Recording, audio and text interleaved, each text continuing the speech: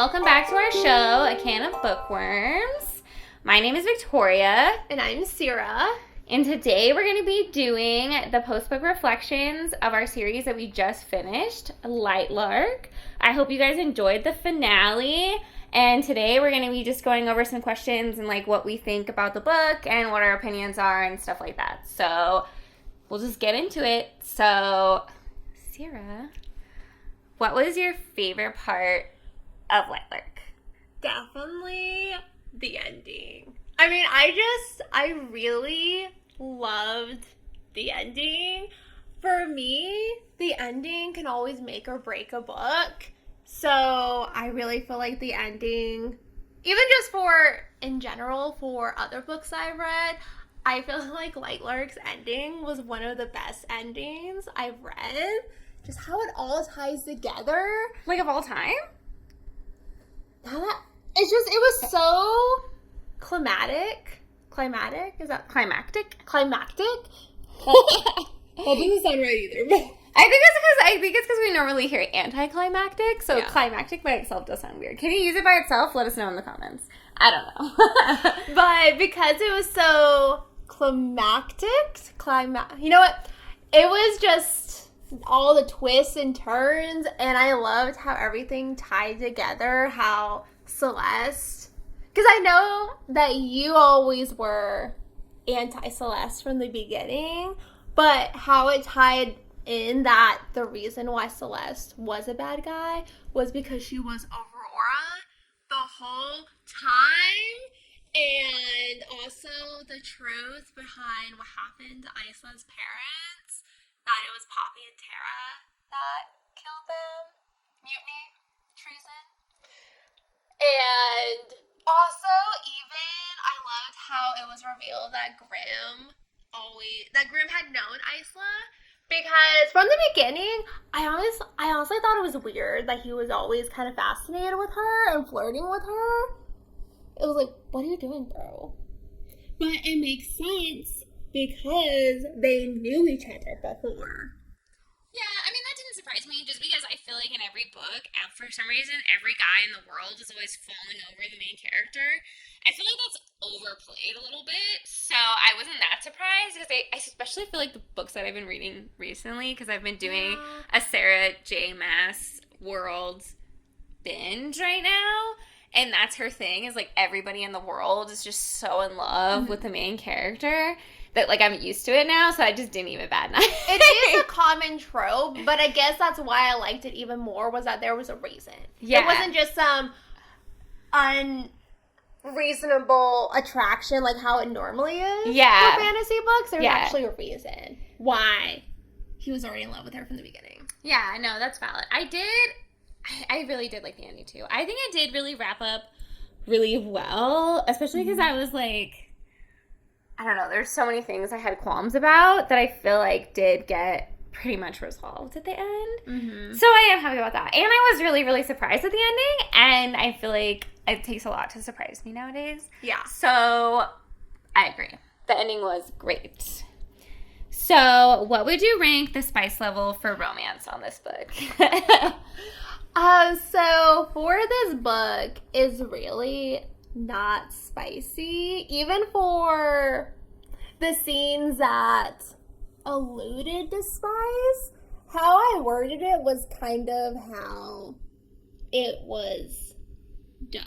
Like, it was just, it doesn't go into details, because I've read some books where it goes into details on what exactly is done play by play. For this one, it's more of just a kind of fade to black, PG-13 kind of a vibe? Yeah, kind of. So I would say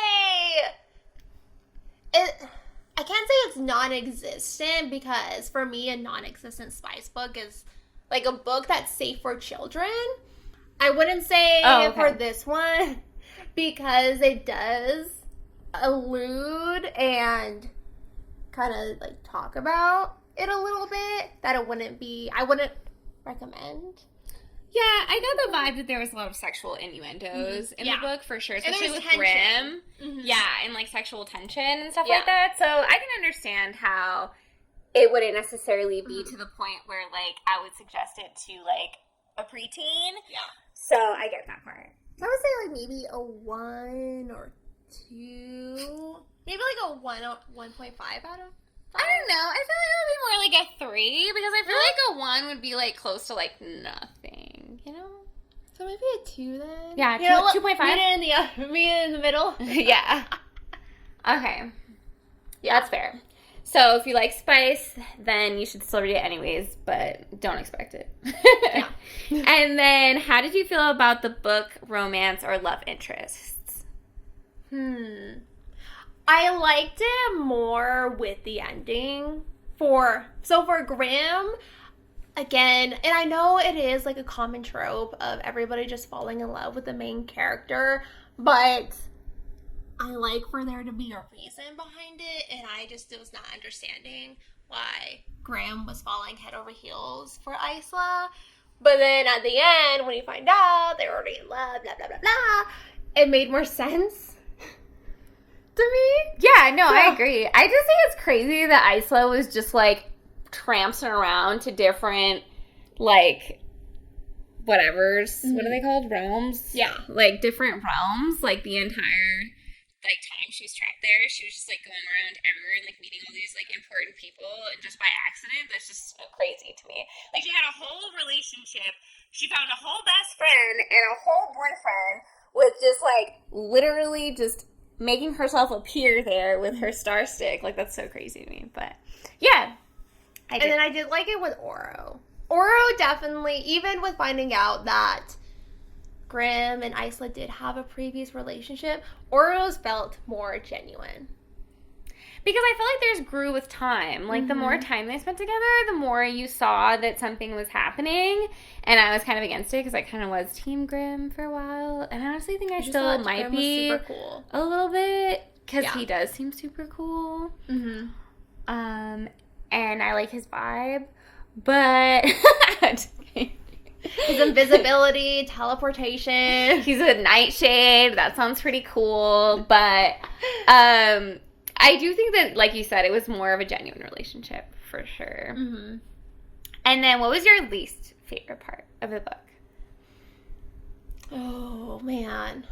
I would say I did have some qualms? Is that the right word? Qualms, I think, is it? Yeah, qualms. Or is it quarrels? Quarrels? Qualms/quarrels. About the world building, and I'm not going to be too harsh on it because I've never read a book, and so I can understand that world building is really difficult. And even because I've already read the second one, the third one is going to be coming out really soon, but a lot of the qualms that I had with the world building, it already got clarified in the second book. So I would say that if you do have any issues with the world building, keep going.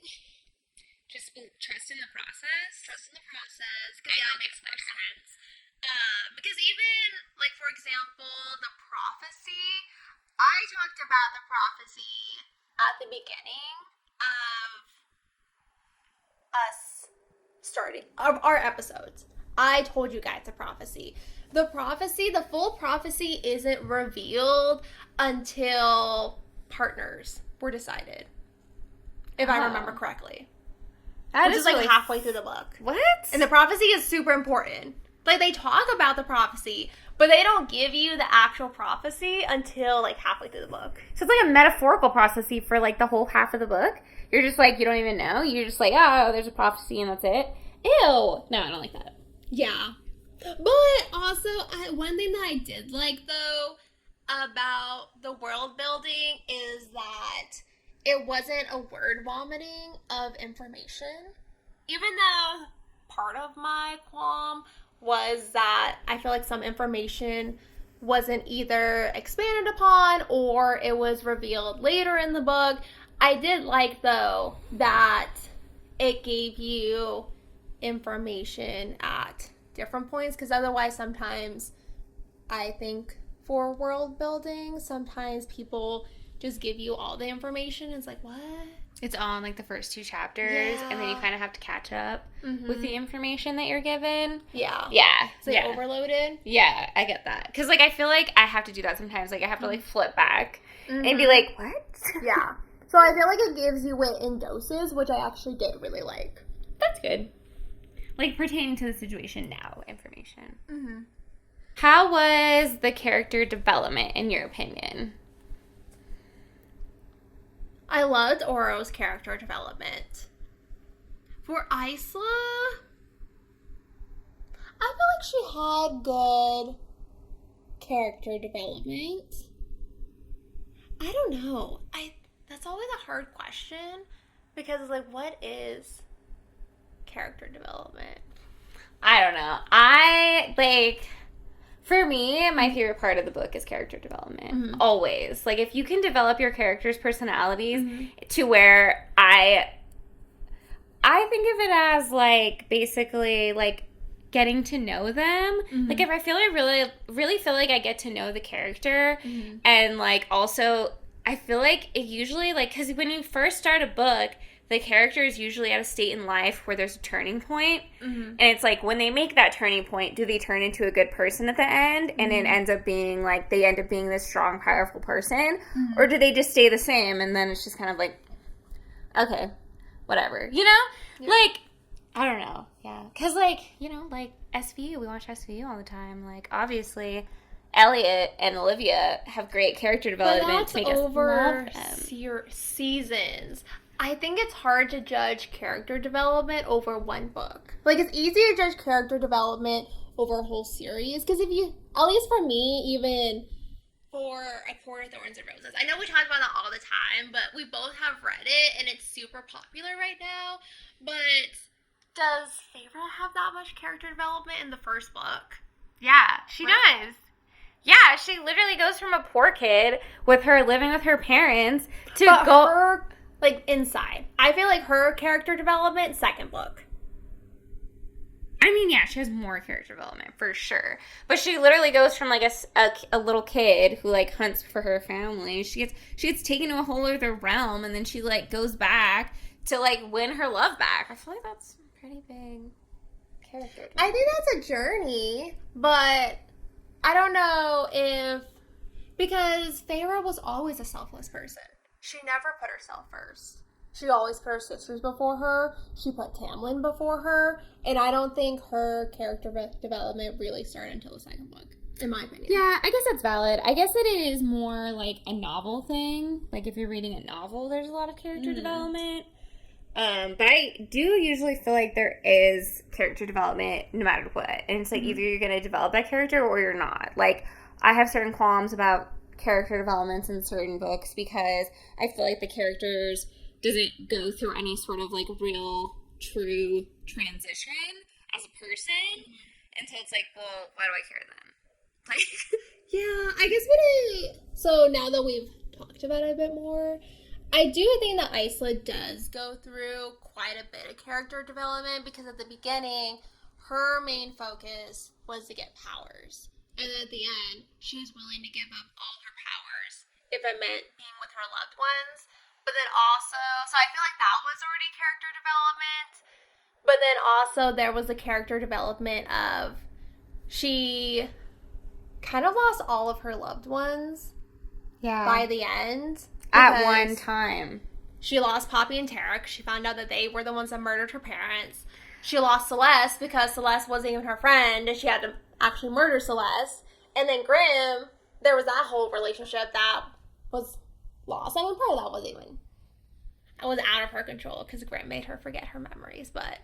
So, now that you've, like, helped me with the character development, I do think that Isla has gone through a lot of character development, in my opinion. Yeah. What do you think, though? I think so, too. I also, like you said, like, that whole, like, she started off with one goal and it turned into another one. Mm-hmm. And also, I feel like she, even after she found out what Poppy and Tara did, she still wanted them to be set free. She's like, I'm going to set you guys free, and I'm going to restore the wildlings, but then I don't ever want to see you again. Mm-hmm. I feel like that was also a big thing, too. Because she could have very well been like, okay, you're gonna turn I'm gonna into leave a you tree, and I'm cool with that, and you deserve it. Because that's probably what I would have done. I was literally just thinking that I probably would have done that. Oh, okay. I thought you were like, you would totally do that. And I'm like, yeah. Honestly, I might have done that too. Yeah. So, like, I just think, I think she did have really good character development. And also, I feel like Oro did too. Like, because when Oro first started, like, I didn't care either way. Like, I just thought he was, like, a character. He was, like, the leader, like, whatever. And then he started getting, like, sweet, and he just started changing. And then you started liking him in a different way. And then, like, I kind of saw it coming, but I still didn't think it was actually going to happen. Yeah. So, the last part of the book where he uses her powers, for me, was just, like, Was that your favorite part? That was definitely my favorite part, for sure. Because I just, like... When you were like, the way you did it was so great, like, who do you think it's going to be? And I'm like, it's going to be Oro. And it was him. Yeah. Because it was just so perfect, you know? Because, Grimm betrayed her. Like, he really betrayed her, and there's nothing, you can't come back from that. Yeah. Like, and I'm glad that she, hopefully, I don't know, I haven't read the books, I don't know if I will. Maybe. In the future, when I have time. Maybe when the series is done, because the series isn't done yet. I don't like unfinished series, guys, so not for me. But once it's done, maybe I'll read it and then make my decisions. Honestly, that's why I stopped reading Lunar Chronicles, which is what we're doing. Well, which is what Victoria is doing next, is because it wasn't done yet. Yeah, that's valid. I was a trooper for that one. I actually bought all the books when they came out, like, every time. Yeah. So, never doing that again. So, I'm not. So, we're going to have to wait for the series to be done for Victoria to read the rest of it. Yeah. Honestly, yeah. Because I don't live that life. But, so, what audience would you recommend this book to? Or not recommend it for? Well, as we were talking about, definitely not preteen. Because of the innuendos. Yeah. Of the intimacy parts, but I think definitely young adults, even like late teens would be. I mean, maybe I'm just being prude, but I'm just thinking about the books I was reading when I was a teenager. The books that you read as a teenager, I would not let my children read. Yeah, sorry, parents, if you're watching, I guess. Yeah, I read some interesting books, but anyways, we're basically reading soft porn. Hey, you laugh because it's true. Anyways. So who would you recommend it for then? Everybody except teenagers. Yeah. Early teens to preteens. Okay. So pretty much everybody. Go get it. Yeah.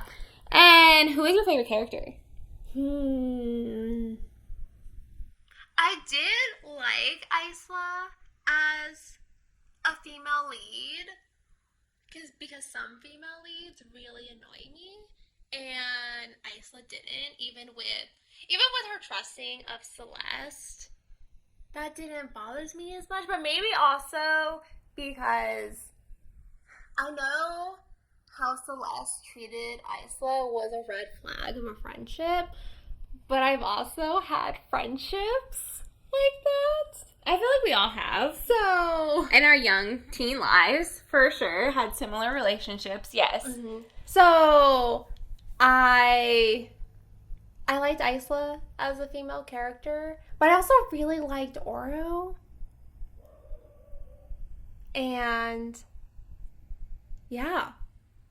I also really liked Azul, but Azul was just a sweetheart. Yeah. So. That's when I knew. That's when I knew Celeste was up to something. Because as soon as she blamed Azul for trying to kill her, I was like, nope, that is not on par. Like, that did not happen. You're a liar. I mean, I was very suspicious of her from the beginning. You were. So I guess I was just waiting for a reason. Was it me? Did I, hint at it? No. Okay. It was just as soon as she called her naive, I was like, no. I don't like this girl. She sucks. You took personal offense to that one. Yeah, I just feel like that's really offensive. You don't call somebody naive. Unless they are. No, just kidding. You did say that Isla was naive. Well, yeah, that was after, she ran after some random person into a deep, dark corner and then got beat up. So, captured, I guess I should say. They didn't beat her up. But after she went and got captured. Yeah, That was kind of her bad on that part. And why did Celeste... Oh, because she needed to steal her magic. Okay, I get it. What? Because Celeste saved her. I was like, why would Celeste save her? And I was like, oh yeah, because she wanted to steal her magic. Mm-hmm. Wait, I forgot. Why didn't she have powers again? Isla? Yeah. It's because her wildling powers and her nightshade powers were too intertwined, and her nightshade powers were cloaking her wildling powers. So she would have had someone to specifically train her. Yes, and they all would also have had to been like a nightshade or somebody or like a night creature to help. Or like Oro. Because Oro has all the powers. Right? Technically? Does he have nightshade powers? He does not. Oh. And that's also why Celeste needed Isla, because she needed Isla to get Oro and Graham to fall in love with her so that she could stab Isla with the bond maker and get all of their powers. She thought about this. She did. For a long time. I mean, she was over 500 years old, so she had time to plot. She did. She did. 500 years of it. She plotted this out to a T. Yeah. I think I probably would have been able to get there at some point too. Who is your least favorite character? I mean, Cleo was a B word from the beginning to the end. So I definitely didn't like Cleo.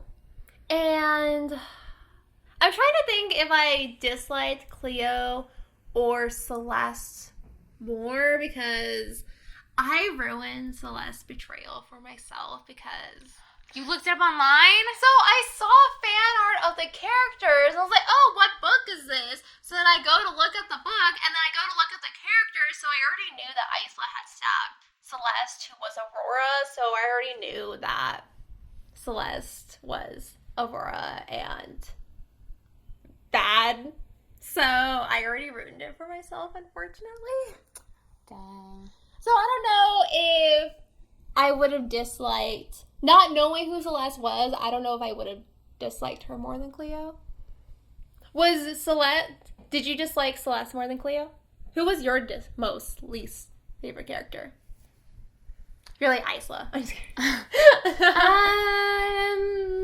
I don't know. I wouldn't say that there was anybody that I, like, absolutely hated. Mm-hmm. Like, I didn't like Cleo, but I also, like, didn't really care about her. And then I guess Celeste probably was my least favorite character. Mm-hmm. I wouldn't say she was my least favorite character, it's not that I didn't like her as a character. It's just I always knew that there was something off about her. Yeah. And I just knew she was disingenuous. I don't know how I picked up on that second-handedly from you telling me, but I just knew right away that she was not genuine for some reason. It bothered me because I was like, am I giving it away? Is it me? I just feel like that little chat that she had with her, it was like a red flag, like right off the bat. Like what she was saying to her, like, I was just like, oh no. Mm-hmm. No, this girl is not it. She's not in for her, for sure. Mm-hmm. She has some sort of ulterior motive. And I was right. You're right. But you are also right that I feel like none of the characters personally offended me. Like, if we go back to Cruel Prince, I still hate with a fiery passion Taryn. Oh my god. Forever. Yeah. No. Yes. Okay, they tried to give her a redemption. You guys should read it.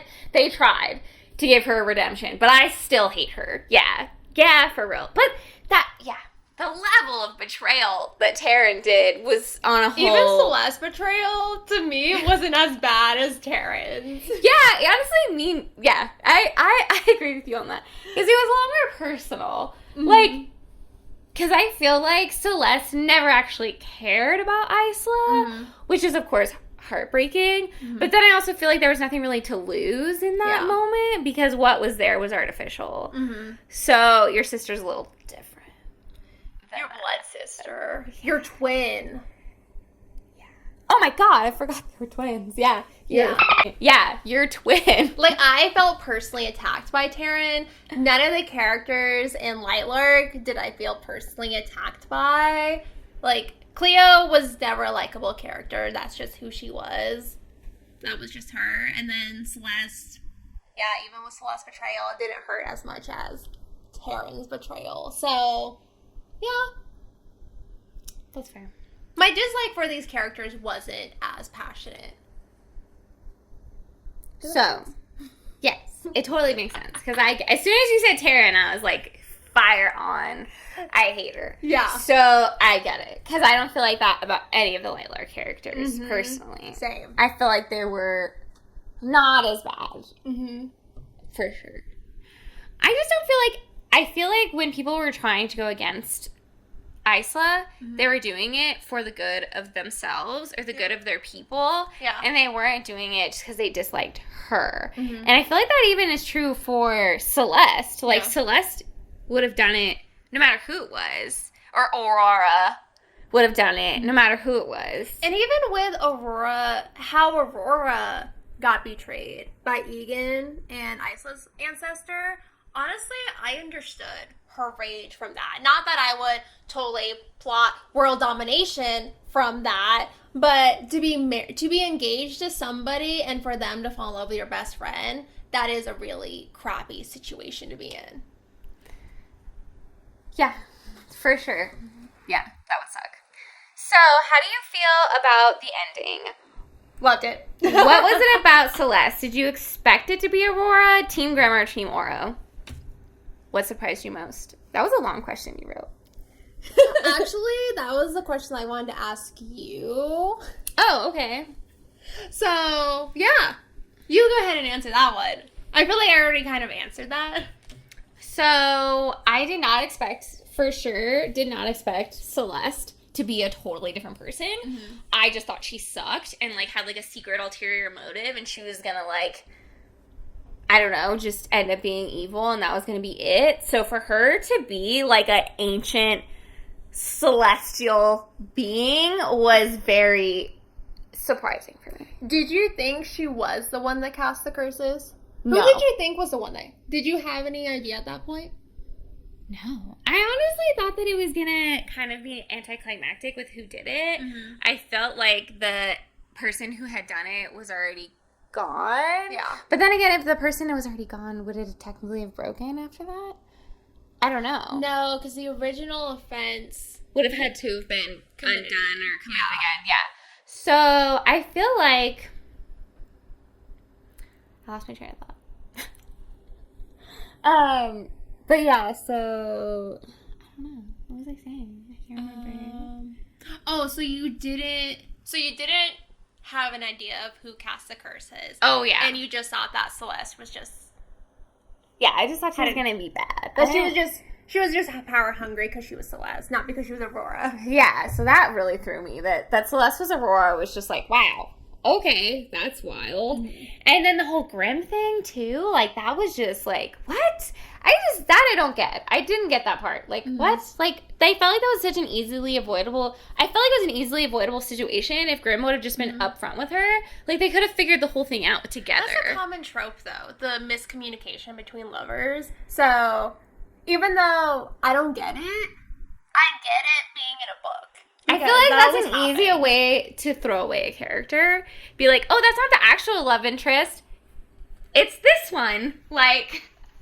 I feel like they do that a lot to, like, throw away a character. Yeah. Like, there always has to be a betrayal, and then they're like, oh, that wasn't who it was. Did you think that's who it was? And it's like, no, I didn't. You should have just put the right person from the beginning, but whatever. So, yeah, that surprised me. I definitely was, like, really surprised at the end.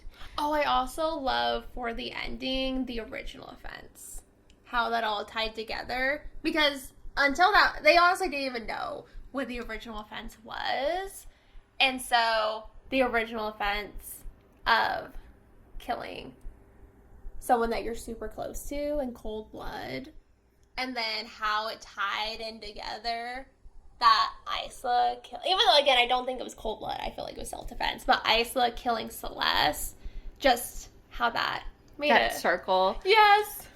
Yeah, I guess it was good, but also, like, I just can't believe Aurora killed her best friend. Like, I get it, she took your man, but is that murder-worthy? I don't know. But, you know, she was crazy, and she was, she was Celeste, so. I mean, she did plot world domination afterwards. Yeah, so obviously she was a little unhinged. So I guess it's not that far-fetched. She was an unhinged queen. Yeah. Literally. And then I actually was Team Grimm the whole time. and I still think Grimm is my favorite character. Really? And I still really like him. And Even after the betrayal?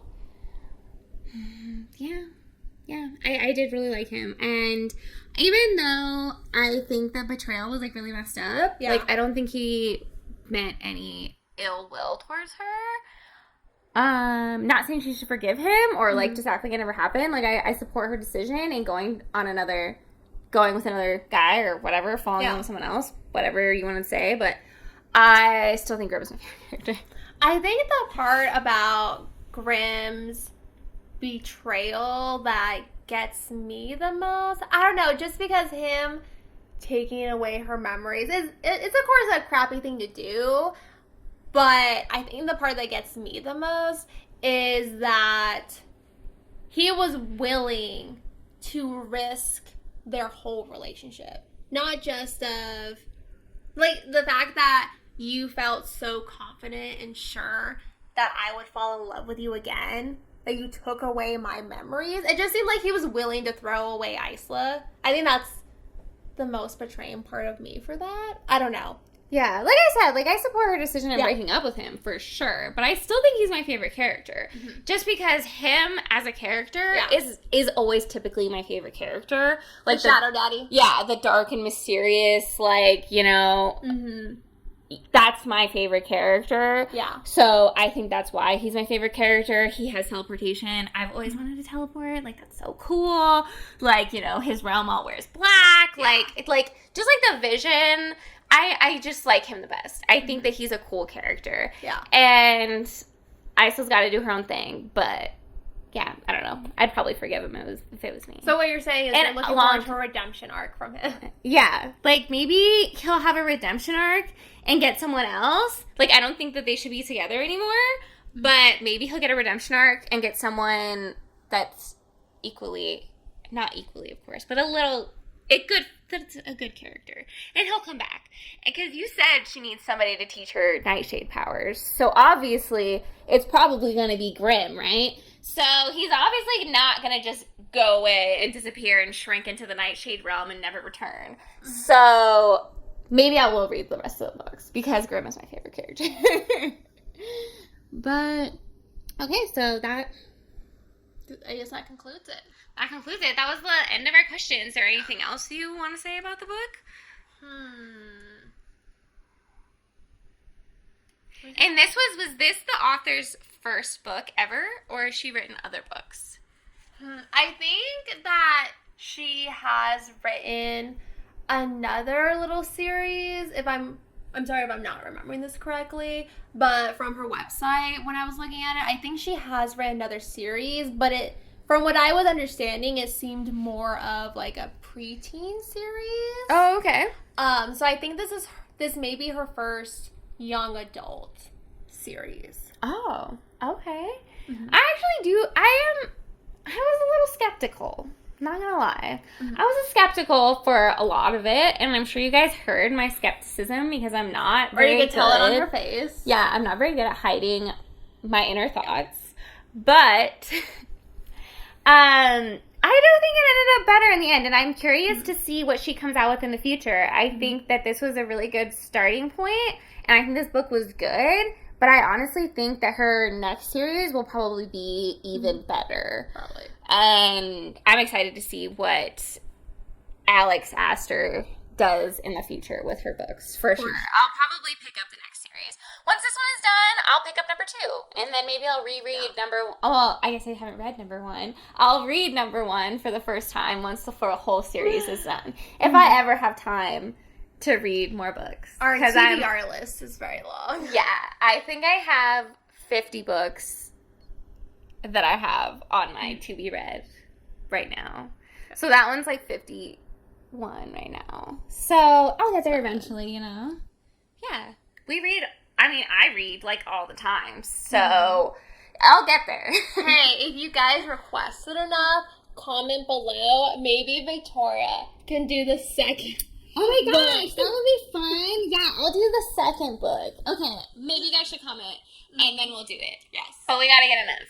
So, but that ends today's episode, and we'll see you guys next time. If you like our content, always remember to like and subscribe and comment below. And we'll see you next time for part 1 of Cinder. That Victoria's gonna do. That I am doing. We're gonna be swapping seats again. We're swapping seats. Yeah, this is the official seat. So it's like musical chairs. Yeah. I'll be there next time, and we'll be doing Cinder. So we'll see you guys next time. Bye. Bye.